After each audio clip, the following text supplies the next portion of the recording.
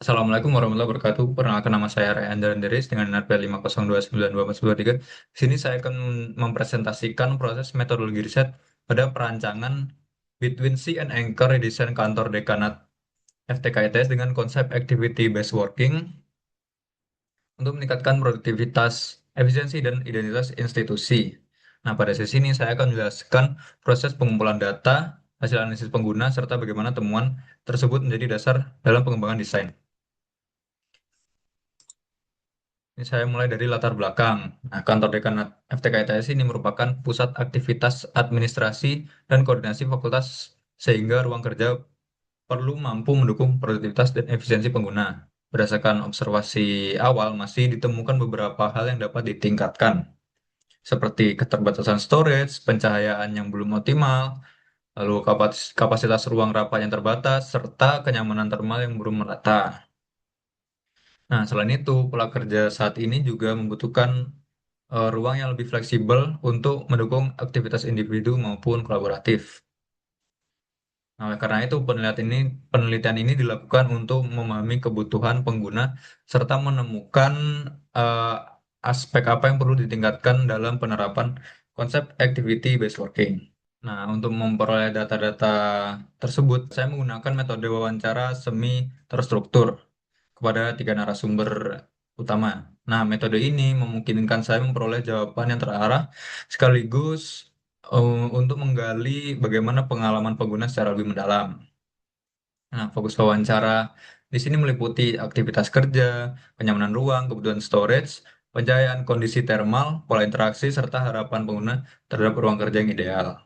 Nah, di sini lanjut ke profil narasumber. Narasumber yang dipilih di sini mewakili fungsi kerja yang berbeda, yaitu kepala bagian FTK, lalu staf pengelolaan kepegawaian, serta staf kemahasiswaan dan alumni.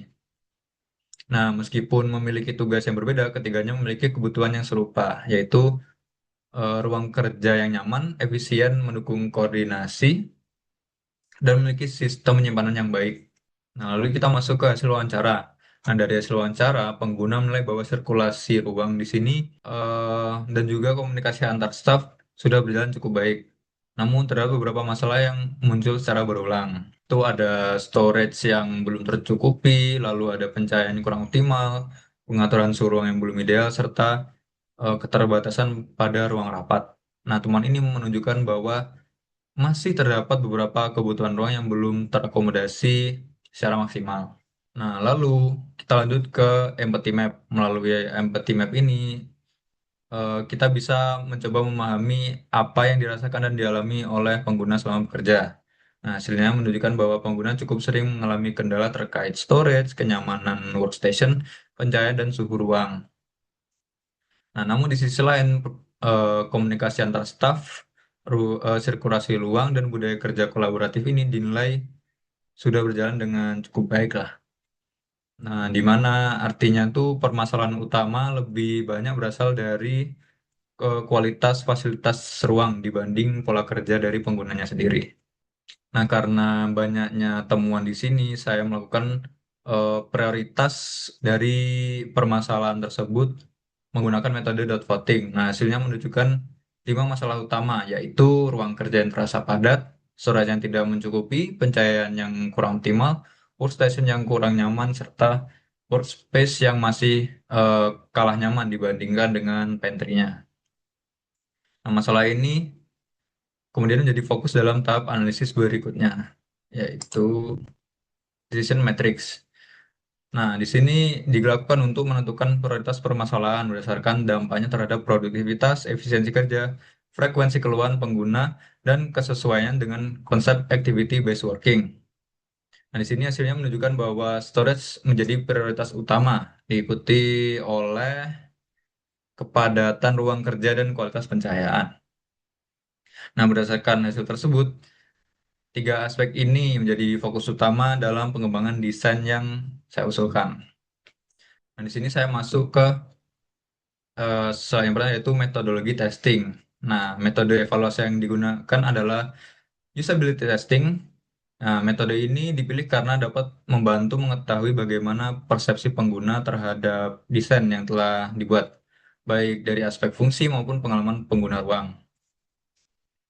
Nah, pada pengujian ini terdapat 5 responden ya, yang diminta untuk memahami skenario penggunaan ruang, melihat yang dimana mereka akan melihat layout dan visualisasi desain, kemudian memberikan penilaian melalui kuesioner.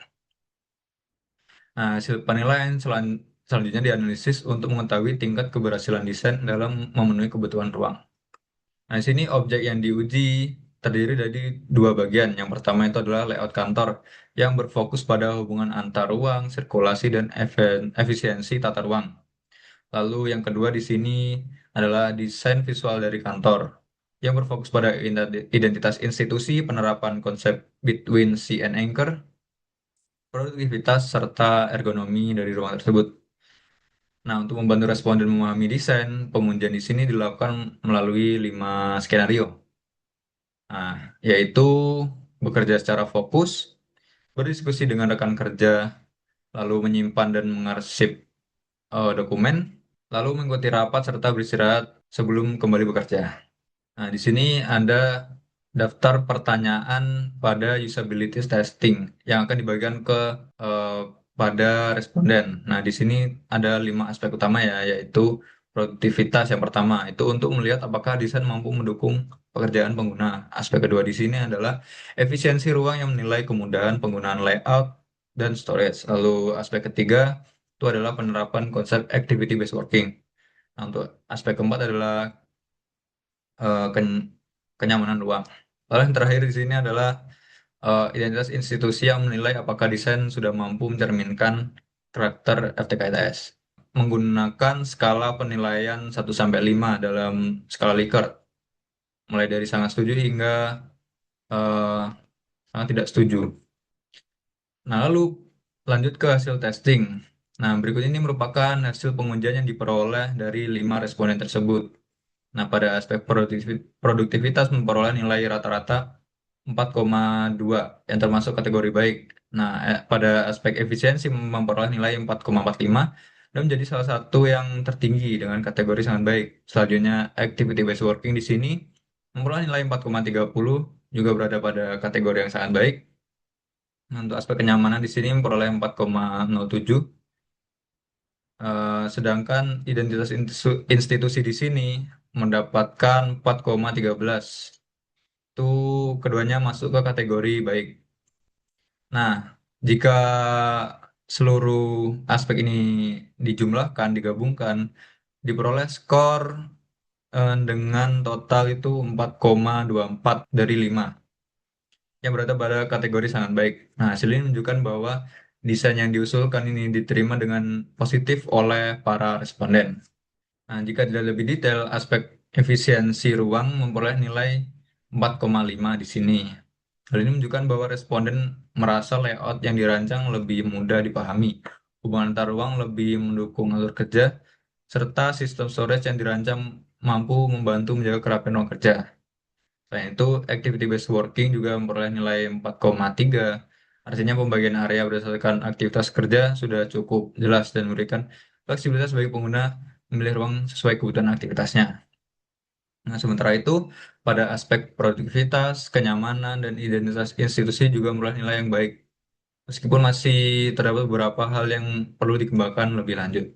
Nah, lalu kita masuk ke kesimpulan. Nah, berdasarkan eh, hasil keseluruhan dari pengujian tersebut dapat disimpulkan bahwa desain yang diusulkan telah mampu menjawab sebagian besar permasalahan yang ditemukan pada tahap observasi dan wawancara.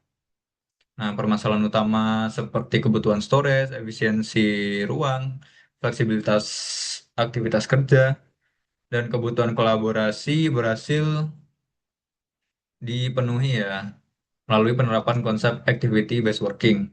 Nah, selain itu desain juga dinilai mampu meningkatkan kualitas ruang kerja sekaligus mulai memperkuat identitas FTKITS melalui konsep between sea and anchor yang ditetapkan pada elemen desain. Nah, meskipun memperoleh nilai dan hasil yang cukup baik, masih terdapat beberapa aspek yang perlu dikembangkan lebih lanjut. Nah, beberapa masukan di sini antara lain itu ada optimalisasi pencahayaan pada area workstation, pengembangan storage yang lebih spesifik sesuai kebutuhan pengguna, serta peningkatan kenyamanan workstation untuk penggunaan jangka panjang. Sekian presentasi dari saya. Apabila ada kekurangan, saya mohon maaf. Sekian, Assalamualaikum warahmatullahi wabarakatuh.